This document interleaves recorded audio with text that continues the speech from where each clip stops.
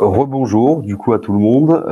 Merci de vous être connecté à ce webinaire sur le thème de Fête de la Fest, une réussite. Alors bien évidemment autour du thème de la Fest, derrière il y a toute la notion de parcours de tutorat. Euh, donc avant de commencer, je vais vous représenter un petit peu ce que vous allez apprendre aujourd'hui. Euh, pour rappel, s'il y a des questions, vous pouvez les poser dans l'encart dédié en bas de l'écran. Donc, posez vos questions, on y répondra à la fin dans le temps consacré aux questions-réponses. Nous avons la chance aujourd'hui d'accueillir Christian qui va se présenter dans un second temps. Je me présenterai également, ainsi que la société Clara. Du coup, aujourd'hui, la thématique liée au parcours de tutorat et à la FEST, l'objectif pour vous, c'est que vous puissiez comprendre dans l'écosystème de Safran, notamment vis-à-vis de Christian, comment ça se déroulait avant, qu'est-ce qui était mis en place, quels ont été les axes d'amélioration euh, identifiés pour pouvoir améliorer tout ce processus. Et nous allons échanger autour de ces différents sujets aujourd'hui ensemble.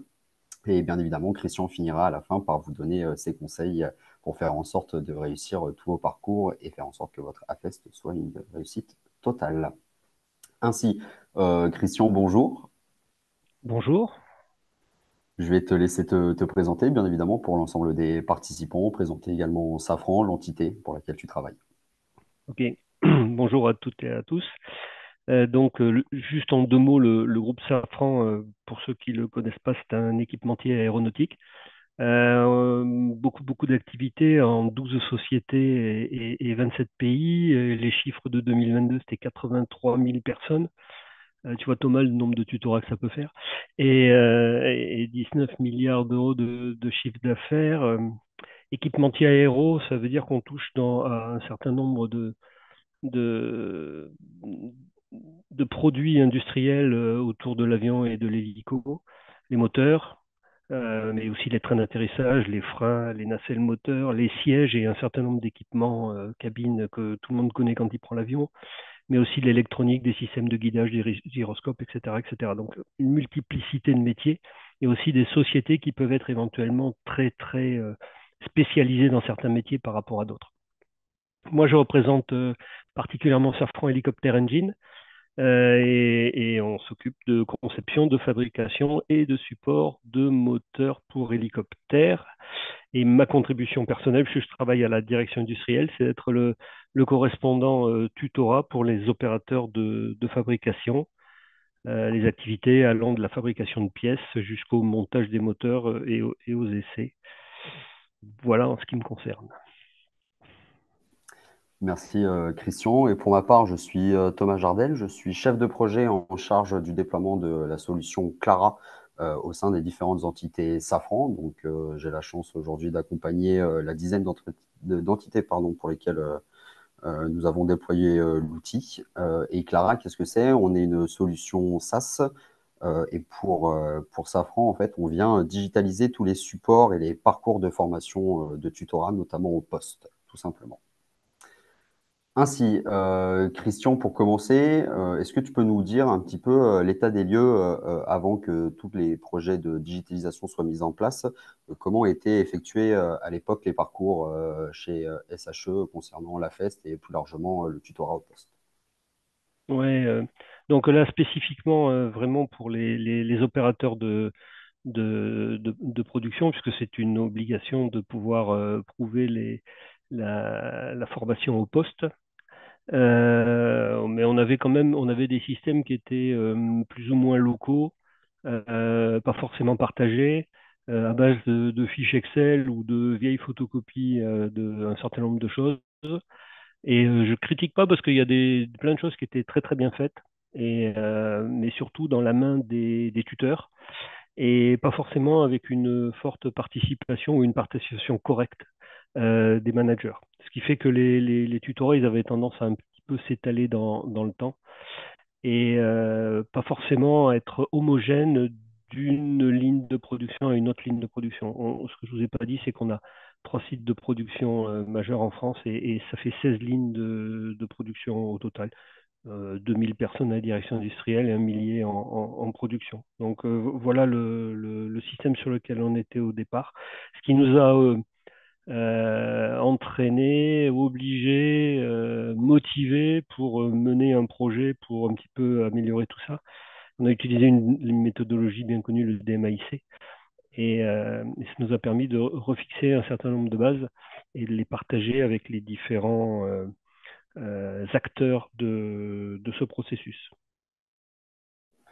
Est-ce que tu peux rappeler le processus que tu viens d'évoquer, en quoi cela consiste? Le processus de Oui, le tutorat. DMAIC. Ah, le DMIC. Le Oui. DMIC, c'est une méthodologie d'amélioration qui permet de jalonner son projet d'amélioration. Une partie D, define, une partie M, mesure, une partie A, DMA, je ne sais pas. I, c'est c'est analyse, analyse. I, c'est amélioration, c'est implementation. Et C, c'est contrôle à la fin. Ça a permis de faire vraiment un socle et de remettre des idées en place et communes et bien les partager avec tout le monde. Ça, c'est super important. Ok. Et donc, dans la méthodologie qui était mise en place à l'époque, est-ce que tu sentais un réel engagement du coup des collaborateurs dans leur apprentissage? Est-ce qu'ils se sentaient responsabilisés? Est-ce que les tuteurs avaient de la visibilité sur l'acquisition des compétences pendant tous les parcours d'intégration, bien évidemment, des nouveaux entrants? Ouais, les tuteurs avaient cette visibilité-là. Après, il ne faut pas se leurrer, on est dans un système de production dans lequel les horaires des gens peuvent changer. Et donc, du coup, on peut avoir aussi besoin d'avoir une multiplicité de tuteurs, ce qui n'était pas franchement pratique avec une fiche Excel ou un papier partagé entre plusieurs postes de travail. Donc, on y reviendra sur l'intérêt du système digitalisé plus tard. Et puis, on a vraiment, vraiment beaucoup axé. C'est pas que les tuteurs travaillaient mal, les tuteurs, ils travaillent toujours très bien avec le fond de leur cœur et ils sont capables de passer leur expérience et c'est toujours assez remarquable. La seule chose sur laquelle ils savent pas s'arrêter, c'est la fin du tutorat, j'ai pas fini quand j'ai passé mes 25 ans d'expérience. C'est pas ça le bout du tutorat.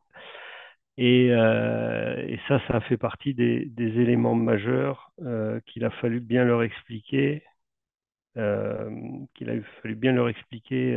à tous. Excuse-moi.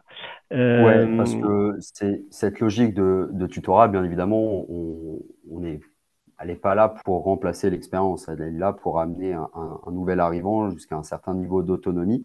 Et bien évidemment, l'expérience se créera au fil des années sur son poste.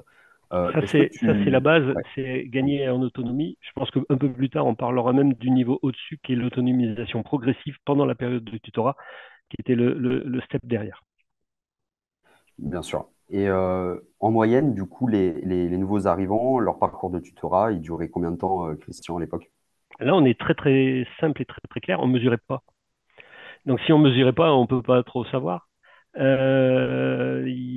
y a Maintenant, on a une métrique, donc on est capable de dire combien de temps ça prend en moyenne, en médiane. Enfin, en moyenne, ça ne veut pas trop dire grand-chose. En médiane, puisqu'on est entre 3 et 4 mois, et on est certain que c'est relativement efficace. Et du coup, le système, mais j'anticipe sur les futures questions, le système nous a permis de regrouper tout le monde un peu plus tôt et d'éviter les étalements qui n'avaient pas forcément beaucoup de sens. Ok.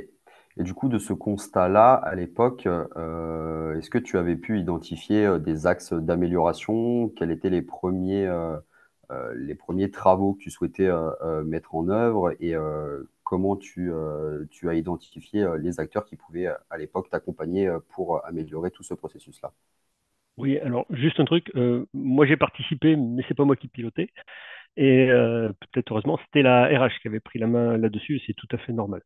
Je sais pas si Jean-Louis, ça arrive un moment aux oreilles de Jean-Louis, je peux me faire gronder, donc je ne vais pas le faire.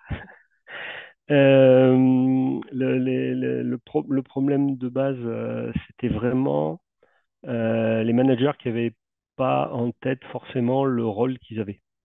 On comprend ce que c'est que l'apprenant. L'apprenant, il est là pour arriver au poste de travail et être capable à un moment de travailler en autonomie. Le tuteur, ben, c'est lui qui a de l'expérience, c'est lui qui fait voir, c'est lui qui partage, c'est lui qui accompagne, voilà, ça c'est bien. Et le manager, il fait quoi? et manager, il fait quoi? Il a quoi comme rôle? Ça c'est un point vraiment clé et majeur du DMAIC, c'est de redonner, d'identifier et de redonner un rôle au manager. Deux, de partager vraiment les objectifs du tutorat. On en reparlera peut-être plus tard, mais il faut vraiment, vraiment, dans chacun des métiers où on fait, c'est une préconisation vraiment forte, peut-être la seule qu'il faut avoir au départ, c'est de bien définir les, les objectifs finaux du tutorat. À un moment, le tutorat, il s'arrête parce que j'ai coché mes trois objectifs majeurs, en l'occurrence. Il peut y en avoir d'autres. Voilà. Ça, c'est le point. Et puis, troisièmement, on a aussi un petit peu c'est la carotte pour faire avancer le schmilblick. Euh, euh, Expliquer au manager qu'il pouvait avoir, que l'apprenant pouvait avoir de l'autonomie progressive, c'est-à-dire d'une manière très très pragmatique, être autonome, c'est pouvoir remonter des heures de production alors qu'il était en tutorat sur les phases sur lesquelles il était validé par le tuteur. Et donc, du coup, les moyens identifiés pour permettre que ce processus-là soit simplifié, permettre de centraliser l'information. Je suppose qu'à l'époque, le fait de digitaliser en fait ce processus-là et l'amener vers un outil dédié semblait être la solution la plus pertinente. Ouais, dans la vie, tout est une histoire d'opportunité et de hasard. Donc, il faut juste savoir les identifier et surfer dessus.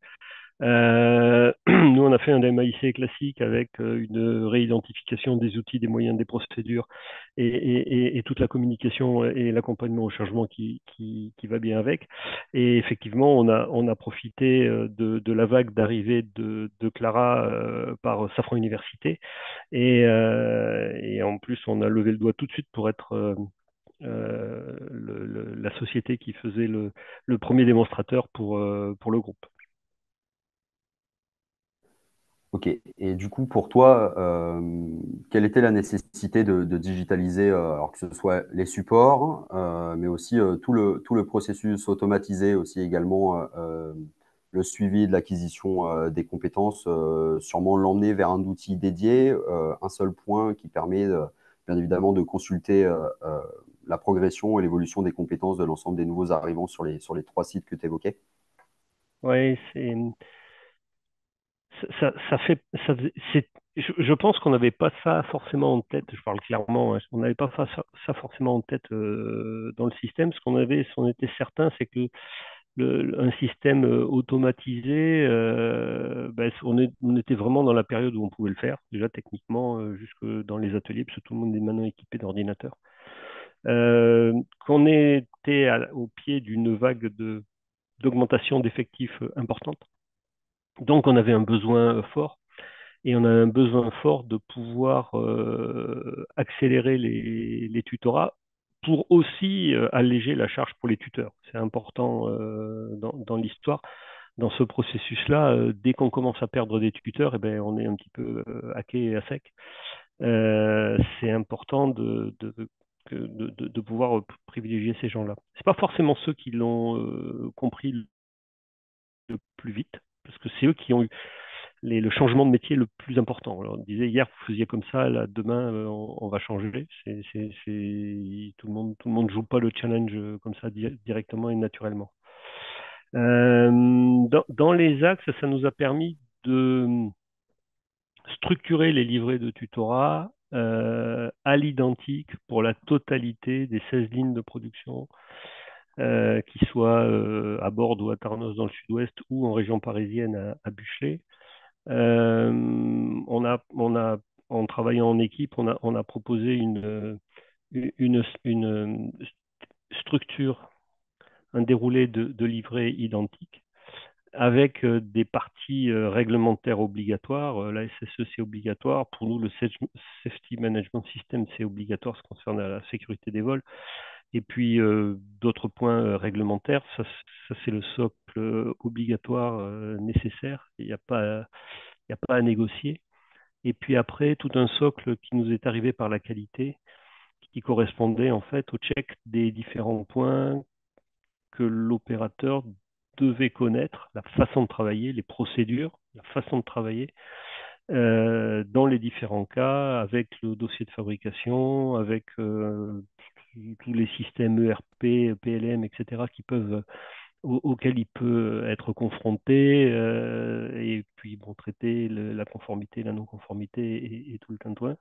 Donc là c'est toute cette partie-là qu'on a pu homogénéiser. Et après, on a laissé une zone de liberté pour les tuteurs, donc purement la partie métier. Là, c'est très très différent d'un métier à l'autre, mais ils ont bien compris que c'était cette partie-là dans laquelle on les attendait.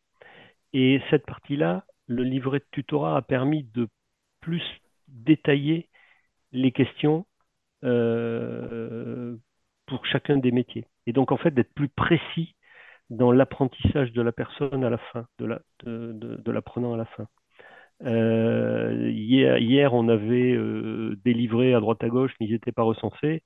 Là, aujourd'hui, on a, je sais pas, on est en 70 livrets ou 75 livrets de formation formalisés dans le système, quoi.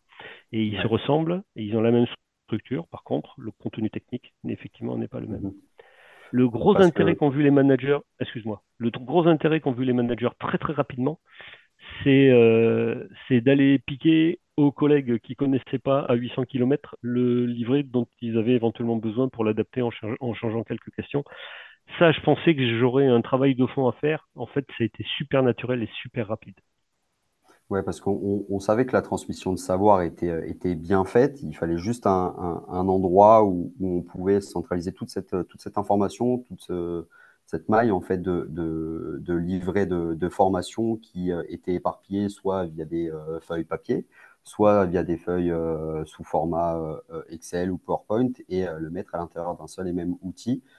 Bien évidemment, cette uniformisation des process a permis bien évidemment à SHE de gagner du temps pour délivrer l'ensemble des différents parcours aux nouveaux apprenants. Euh, Selon toi, Christian, quels sont les bénéfices autres à cette digitalisation des supports? Parce que le processus était quand même déjà bien identifié, mais on avait l'impression que ben, la transmission de savoir au poste, à l'intérieur, sur les lignes de production, ben, malheureusement, ils n'avaient pas d'outils digitaux à leur disposition pour simplifier leur travail au quotidien.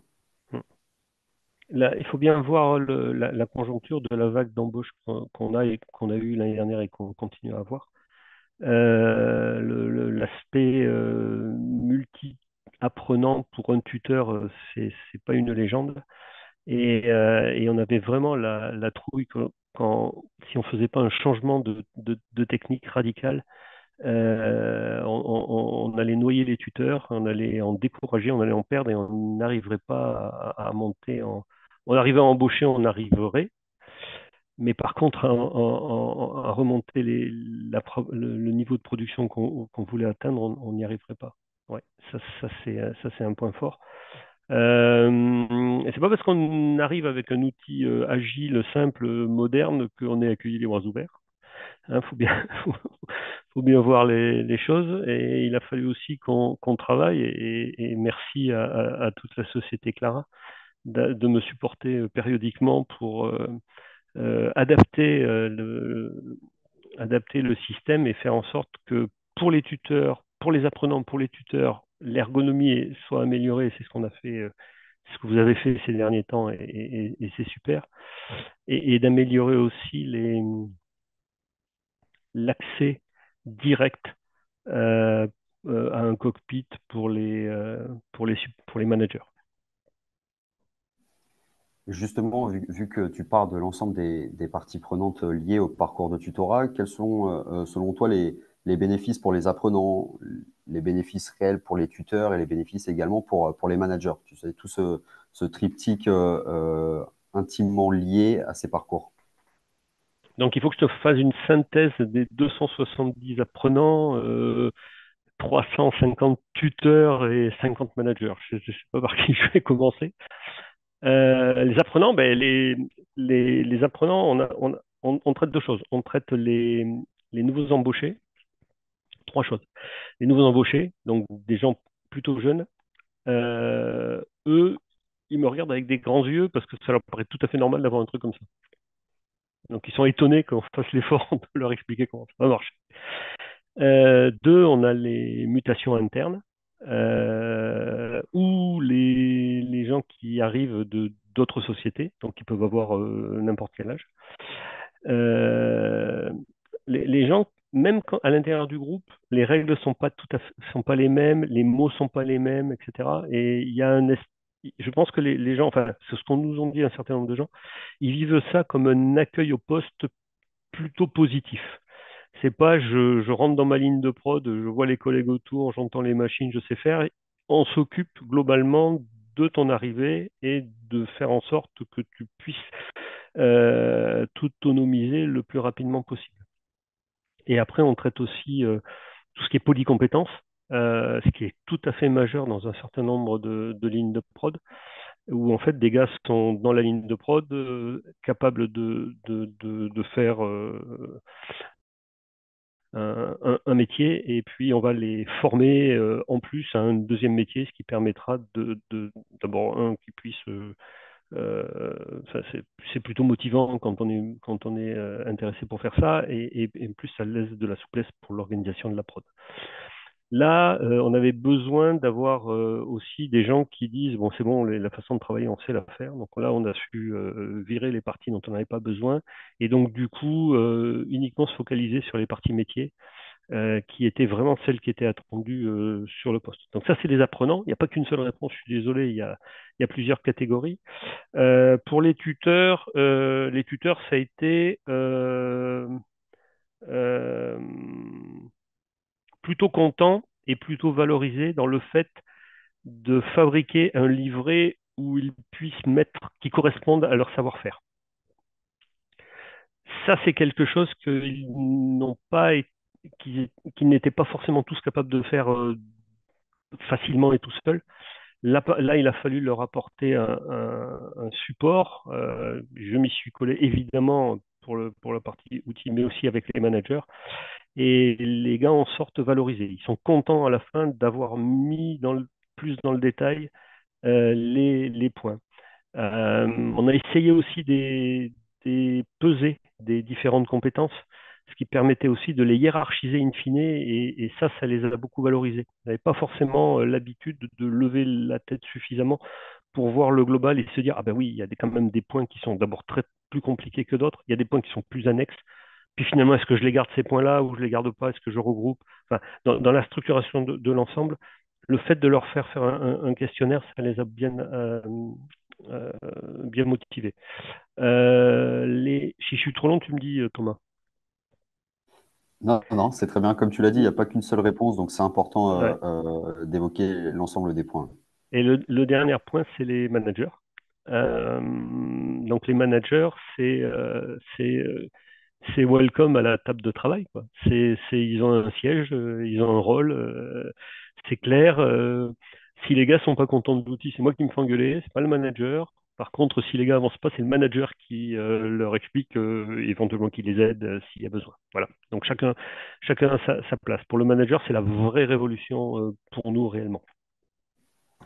Parfait. Et donc, du coup, avec l'amélioration de ce process-là, la digitalisation des différents livrets, aujourd'hui, vous pouvez aussi remonter certains indicateurs qui vous permettent d'apprécier l'évolution en termes de productivité, l'acquisition des compétences clés aussi, bien évidemment.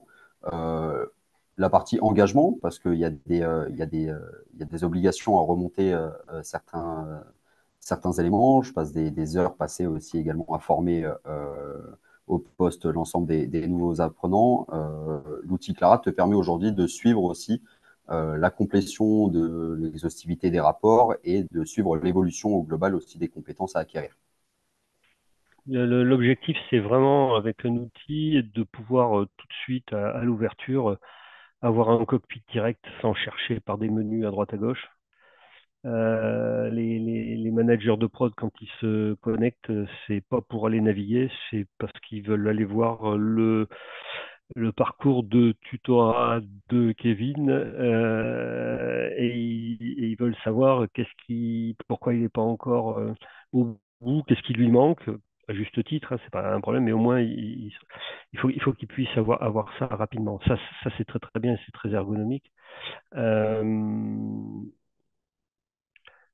ils font ça aussi sans aller forcément embêter les gars et les déranger au poste de travail. C'est un point fort, à la fois pour travailler, mais aussi pour pas être dérangé, pour pas du coup faire des erreurs parce qu'on est interrompu. C'est un point majeur pour nous. Et donc, pour qu'il fasse ça rapidement, il faut qu'effectivement, à l'ouverture de Clara, il voit son cockpit. Et voilà. Donc, je ne sais pas s'il faut parler du détail de la superstructuration. Non, pas là. D'accord, merci Thomas. Non, non, non, l'objectif, c'est de bien comprendre le principe derrière tout ce qui a été mis en place et le déploiement de ce projet-là chez Safran Helicopter Engine. Mais euh, du coup, selon toi, quels sont les bons conseils à appliquer pour mettre en place cette méthodologie-là? Est-ce qu'il y a un parcours défini en amont? Tu l'as dit au début du webinaire qu'il faut bien structurer les objectifs avant de se lancer dans ce projet-là. Bien évidemment, nous, Clara, on supporte et on aide à la mise en place de ce nouveau processus. Cependant, on n'est qu'un outil de support fait pour faire gagner du temps, mais on ne remplace pas les échanges au poste entre les personnes. Bien évidemment, on vient juste les cadrer. Euh, et il y a un point aussi qui est important, et je voulais aborder ce point-là avec toi, Christian, c'est toute la partie accompagnement au changement, bien évidemment, et le fait d'avoir un vrai relais terrain de la part du client en interne fait en sorte que les choses, bien évidemment, se passent correctement. C'est moi le relais terrain, c'est ça. Bien sûr. Euh, pour la partie uniquement production dont je parlais. Je pourrais parler peut-être un petit peu de ce qui est en train de se tramer sur d'autres métiers et d'autres métiers qui n'étaient pas habitués à faire du tutorat. C'est important. Alors, qu'est-ce qu'il faut faire pour quels sont les conseils que je pourrais donner à identifier l'objectif du processus du tutorat? Pour nous, ça a été un point majeur. Si je peux me permettre, et par contre, chacun y voit midi à sa porte, c'est pas un problème. Mais nous, pour les opérateurs de prod, on a mis trois axes. On a mis travailler en sécurité pour soi, pour la machine et pour les pièces. On casse rien, même pas soi, même pas la pièce, même pas la machine. Donc ça, c'est le premier axe. Donc il y a les quelques compétences qu'il faut acquérir pour ça. Appliquer naturellement les procédures société, ça c'est important dans le cadre de l'homogénéisation, j'y reviens. Et puis ça doit être un réflexe, quoi. Une procédure pour un opérateur, c'est un peu pénible. C'est pénible pour tout le monde, on va le dire. Mais par contre, c'est une manière de travailler en société. C'est important. On est 83 000 à Safran. On n'est que 7 000 à SHE, mais quand même, quoi. Il faut quand même que tout le monde comprenne un petit peu ce dont on parle. Et puis le dernier point, qui n'est pas le moindre, mais qui est le troisième, être capable techniquement de fabriquer toutes les pièces que la ligne fabrique. Donc acquérir les compétences de base. Et là, c'est là où le tuteur s'y retrouve. Il ne se mélange pas avec la qualité et avec la sécurité qu'il applique et qu'il connaît, mais c'est pas son truc. Donc nous, les objectifs, ça a été un point qui a permis vraiment d'embarquer vraiment énormément de monde. Le deuxième, c'est partager la démarche avec une communauté, hein. Moi, je suis direction industrielle. Je suis parti avec une équipe autour de moi, l'ARH, la qualité, et puis bon, l'audit industriel chez nous qui s'occupe des aspects métiers et ce genre de choses. Donc, il faut avoir une équipe dédiée autour et plusieurs métiers. On ne détient pas la vérité et il faut absolument que le processus du tutorat s'intègre dans la totalité des processus de la société. Ça, c'est un point majeur. Euh, on fait un comité de pilotage mensuel depuis qu'on a démarré. Au début, on m'a dit, tu vas en Ouais, faire c'est deux, trois. vraiment intégrer, Ouais. le maximum de parties prenantes, parce qu'encore une fois, l'objectif, c'est qu'on construise quelque chose ensemble, que ce soit fait également par les opérationnels, pour les opérationnels, pour que ça parle au terrain. C'est vraiment l'objectif majeur. C'est impliquer, et ça, on aide bien évidemment aussi les clients à le faire en se déplaçant sur site pour justement rencontrer les personnes qui vont utiliser demain, parce que la solution, il faut qu'elle leur parle à eux en priorité. Et ça, c'est très important. Christian, je te laisse terminer. N'hésitez pas à poser vos questions dans l'encart dédié. On y reviendra tout de suite après. J'étais pas loin de la fin. Juste ce que je voulais dire sur le comité de pilotage, quand j'ai proposé, enfin ceux qui me connaissent, ils savent que quand je propose C'est un peu directif. Je, je, il y en a qui m'ont dit, ouais, tu vas en faire trois quatre et puis après vous allez vous lasser. Bah non, on y est encore et il y a toujours des choses à se dire, évidemment. On a essaimé au-delà de la prod. Je redis, les opérateurs de production, ils avaient une obligation de livrer de tutorat plus ou moins détaillée, mais c'est une obligation normative. Avec le système qu'on avait avant, il faisait rêver personne. Avec la digitalisation et sans en faire franchement plus de pub que ça, un certain nombre de métiers qui sont venus toquer à la porte en disant ben, on testerait bien. Aujourd'hui, on a des qualiticiens, des livrets de qualiticiens qui sont en cours de test. Les préparateurs méthodes, les gens qui font les gammes, c'est en cours de test aussi. Les pilotes d'indus, ceux qui travaillent sur l'industrialisation des nouvelles pièces à fabriquer, c'est en test aussi.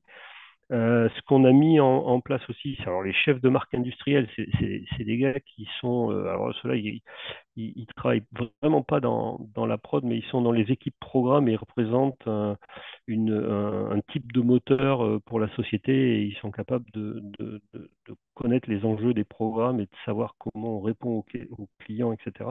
Donc c'est un métier typiquement sur lequel il y a eu beaucoup de renouvellement ces derniers temps et le chef de département a été très très motivé pour lui clairement améliorer et accélérer l'accueil au poste. C'est des gens qui, s'ils se trompent ou s'ils sont imprécis dans leurs informations, dès qu'on les lâche en réunion à droite à gauche, ça peut avoir des dégâts derrière. Donc c'était important de pouvoir les tutorer, ça c'est fort. Après, je sais qu'il y a un projet aussi pour que nos techniciens sur champ, les field rep dans le monde entier aient ce genre de parcours aussi.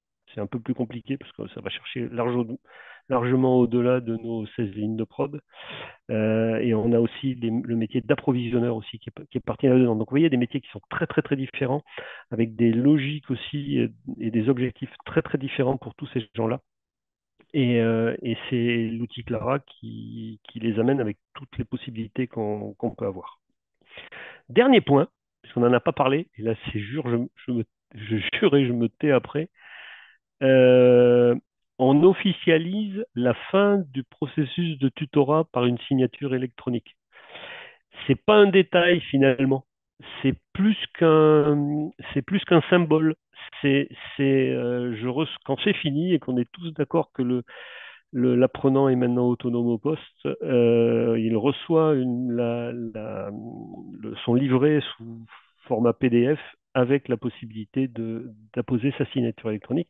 Et c'est le document qu'on garde dans la base, qu'on peut télécharger, etc., dans lequel il y a la totalité du parcours avec tous les points qui ont été vus et correctement sanctionnés par l'apprenant et le tuteur et signés par l'apprenant, par le tuteur et le manager. Ça, c'est un plus.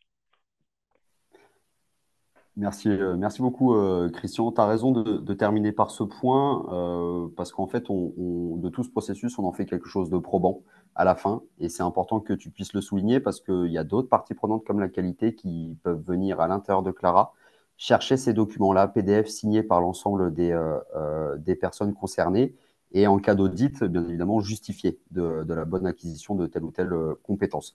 Je te remercie, Christian. On va passer aux questions-réponses. Euh, du coup, l'objectif aujourd'hui, enfin, c'est qu'on puisse y répondre ensemble. Christian, pour le coup, j'ai une première question. Bonjour. Quelle a été la place de la transmission orale et de son passage à la transcription au sein des livrets? Donc, je pense que la question est plutôt tournée qu'en est-il de l'échange toujours verbal entre le tuteur et le tutoré? Et quel, euh, quel bénéfice a été de pouvoir l'incorporer aussi, toute cette partie transmission de savoir, et le mettre à l'écrit au sein des livrets digitalisés. Le livret digitalisé, il n'a pas réduit l'échange direct entre l'apprenant et le tuteur. Si je peux me permettre, le premier point dont on n'a pas parlé, c'est qu'il est digitalisé, il est partagé, mais il part surtout d'une auto-évaluation par l'apprenant. C'est-à-dire que l'apprenant reçoit périodiquement le livret et s'auto-évalue. Et une fois qu'il a fait ça, le tuteur reçoit le livret, évalue l'apprenant et aussi voit ses réponses. Et donc, et c'est effectivement un des points majeurs que nous ont dit les tuteurs au départ, pendant le démonstrateur, ils nous ont dit c'est très très bien de voir que sur quelques pourcents, 10% des questions, on n'a pas la même vision en tant que tuteur de l'avancement que ce qu'a l'apprenant. Et on a les deux cas. On a l'apprenant qui dit c'est bon, je sais faire, et le tuteur qui va le calmer en lui disant attends, attends, je t'en ai fait voir que la moitié.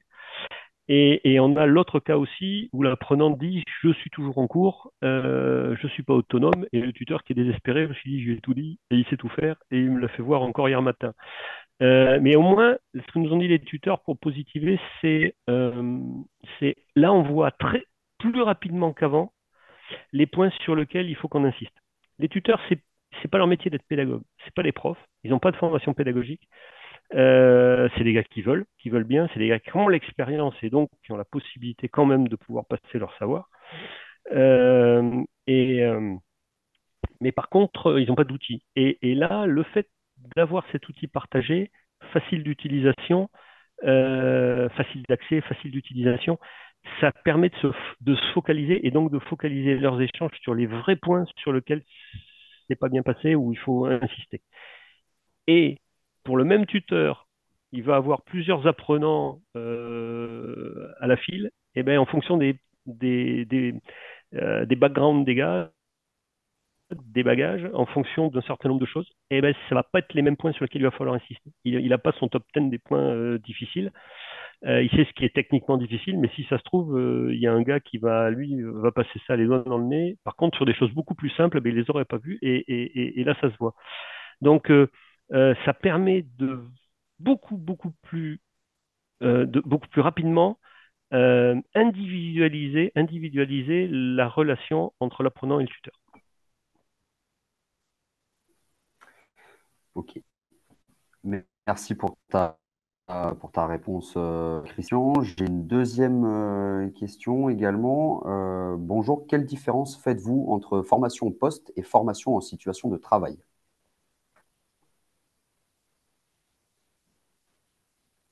Je pense que c'est dans une logique, tu sais, parcours de tutorat classique, mais également le terme AFEST, Oui, les différences entre les deux. Même si c'est intimement lié, il y a toujours, bien évidemment, un cadre un peu plus strict pour tout à le fait. terme Moi AFEST. je veux pas parler d'Afest en tant que tel. Je redis, pour les gens de la production, c'est un parcours qui est obligatoire. On se doit de prouver aux autorités que les personnes qui fabriquent les pièces, qui interviennent sur le produit directement, sont formées correctement et connaissent tous les points dont je vous ai parlé. Donc cette partie-là, elle correspond à vraiment une formation, une expérience en production à Safran, qu'on passe dans d'autres, s'ils vont dans d'autres endroits, dans d'autres sociétés de Safran, effectivement, ça fait partie d'un background qu'on reconnaît, effectivement, quand on récupère des gens qui ont fabriqué des pièces de moteurs d'avion et qui viennent chez nous fabriquer des pièces pour moteurs d'hélico, bah, ça va beaucoup plus vite parce qu'il y a plein de choses qu'ils connaissent déjà. Bon, après, si on récupère d'autres métiers très très différents, c'est un peu plus compliqué. Mais on est vraiment sur une formation et l'acquisition d'un métier qu'on veut pérenniser. Euh, Après, il y a, je sais, il y a un certain nombre de formations à acquérir dans le cadre de son apprentissage, de formations qui se passent électroniquement ou alors en présentiel. Mais le tutorat, c'est vachement plus fort. C'est-à-dire qu'on a, par exemple, des formations qu'on va essayer de faire le plus rapidement possible en salle. Et derrière, les différents points clés de ces formations-là, elles seront vues et partagées avec le tuteur en situation de travail, au poste. C'est-à-dire que je vois à la fois la théorie, le pourquoi, qu'est-ce qui se passe si je fais pas, etc. Pourquoi je dois le faire, à comment je le fais et comment je le fais dans mon métier. Et puis y avoir des subtilités qui n'existent pas dans d'autres métiers à côté. Donc c'est vraiment un truc complémentaire. Je ne sais pas si j'ai répondu vraiment entre formation et Bah, formation au je, poste, mais la formation au poste, il y elle a est super importante. ouais, il y a une question qui complète cette première question. C'est comment avez-vous mis en place et fait adhérer les tuteurs à l'analyse réflexive, composante nécessaire à la FEST?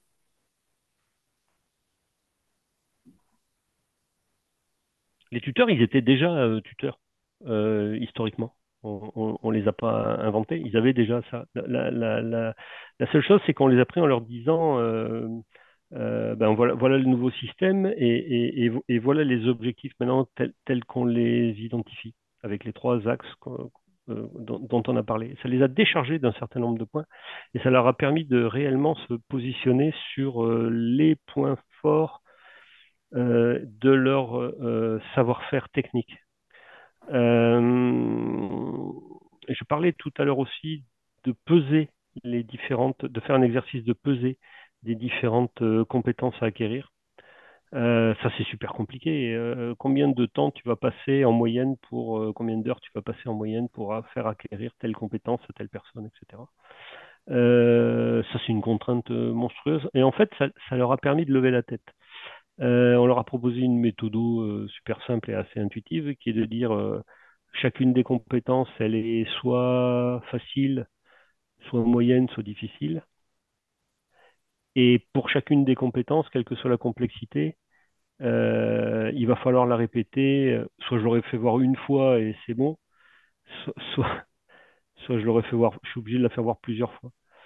Et donc du coup, en matchant ces deux critères, ils se sont rendus compte du coup que bah, il y avait beaucoup de compétences il suffisait de faire voir et le gars était capable de faire. Donc ça n'avait pas un intérêt fort fort.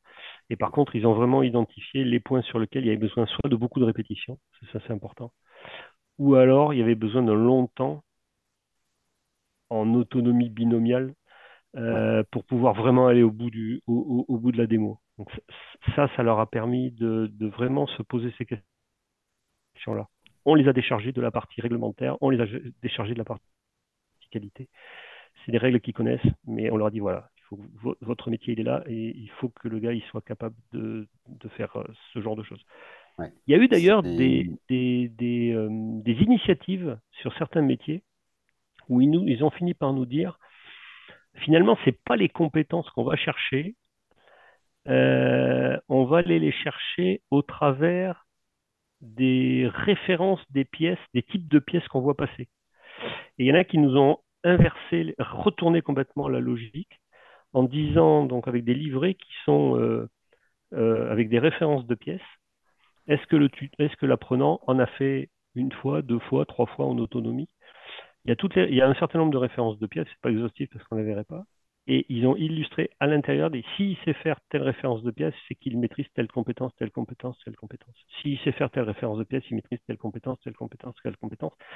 Et ça permet aussi pour l'apprenant, ce qu'on a vu comme effet, c'est que il voit au lieu d'empiler des compétences sans savoir forcément quelles sont les pièces qu'il va pouvoir faire en autonomie, là il voit au fur et à mesure les références de pièces qu'il est capable de faire en autonomie à travers son apprentissage de compétences. Donc, voilà les éléments que je peux ok. vous donner. On avait d'autres questions, mais je pense qu'on y a répondu, notamment sur la perception de ce nouveau processus vis-à-vis des tuteurs et tutorés sur site. Toute cette partie adhésion, ce nouveau process également, je pense qu'on y a répondu. Ils y voient bien évidemment du gain de temps, plus de visibilité, un meilleur suivi de l'acquisition des compétences de leurs tutorés. On a d'autres questions plutôt sur le fait d'établir un référentiel de compétences. Est-ce qu'il était déjà établi avant? Est-ce que ça s'est fait au fur et à mesure? Euh, Combien de temps ça prend pour l'établir? Combien de temps ça prend pour le compléter également aussi aux apprenants? Ça, je vais laisser y répondre, Christian, mais pour apporter un premier début de réponse, je pense que ça dépend surtout de la maturité des lignes de production et le fait d'avoir déjà consolidé et couché sur papier les compétences à acquérir, tout simplement. J'ai vu des cas d'usage où la transmission de savoir était uniquement faite à l'oral, Et finalement, c'était du bon sens pour les tuteurs parce qu'ils avaient l'habitude de répéter le même discours et ils connaissaient tellement bien leur métier que pour eux, il n'y avait pas de nécessité de le coucher sur le papier, mais il y en a d'autres pour qui c'est important de pouvoir tracer à la main et checker telle ou telle compétence acquise dans le temps. Je suis d'accord Est-ce que avec tu veux tout. compléter, Christian, ou c'est OK? Je suis d'accord avec tout. Combien de temps ça prend, etc. Ça m'a pris énormément, ça nous a pris à tous énormément de temps au départ pour démarrer la machine. D'abord parce on y est allé d'une manière volontariste, en se disant on va pas attendre d'avoir tout défini dans le détail pour y aller parce que sinon on va jamais y arriver, on va jamais démarrer. Donc on y est allé. L'intérêt de l'outil Clara, c'est que même en cours de parcours, on peut modifier les questionnaires, on peut rajouter des questions, on peut en enlever. Donc ça, on l'a fait énormément. Ça nous a permis de nous roder sur les 200, je sais plus combien je suis à 230, 250, 230 parcours aujourd'hui. Mm. Euh, Moi, je compte 1 heure avec les tuteurs. Les yeux dans les yeux, en salle, le tuteur et le manager, en 1 heure, on est capable de faire un livret. Euh, Parce que les gars, ils connaissent. Par contre, il y a un travail du manager, peut-être de moi, pour les aider à exprimer un certain nombre de choses. Et effectivement, là aussi, le fait d'en faire et le fait d'en rajouter, ça n'a fait que améliorer notre, entre parenthèses, compétence à les aider. Après, on a très bien vu pour les gars qui font de l'usinage ou pour les gars qui font de l'assemblage, enfin du soudage ou pour des gars qui font du traitement thermique ou des gars qui font du traitement de surface, qu'il y avait des grandes phases qui se correspondaient. Et donc, ça a permis de guider et de questionner. Je me suis permis, au bout d'un moment, de questionner pourquoi il manquait un point à un endroit. Est-ce que dans ce métier-là, il n'y avait pas besoin, c'était automatique? Ah ben non, tiens, j'ai oublié, etc. Ça fait partie de l'ensemble. Mais tout ça, c'est partie de la structuration des livrets. On n'avait pas des livrets structurés comme ça au départ. La structuration des livrets, ça permet vraiment de ranger dans les bonnes cases. Et quand on est dans un thème, on ne sort pas du thème et on y arrive un peu mieux. Est-ce qu'il y a des pièces types qu'il faut savoir faire?